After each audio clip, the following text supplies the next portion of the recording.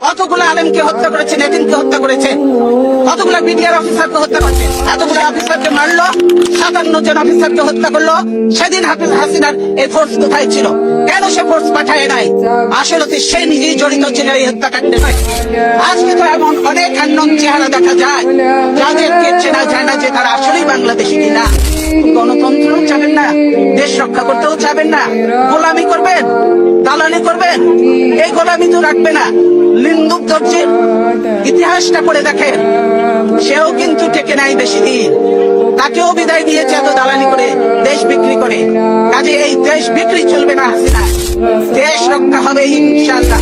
আজকে সকলের দায়িত্ব হয়ে গেছে দেশ বাঁচানো, মানুষ বাঁচানো। আর আপনারা ঘরে ঘরে ঢুকে এখন মানুষ হত্যা করছে। এই মা বোনের কান্না, এই আলেমেদের কান্না, এই বিডিআর অফিসারদের ওয়াইফদের কান্না, এগুলি কি বৃথা যাবে? এগুলি কোনোদিনও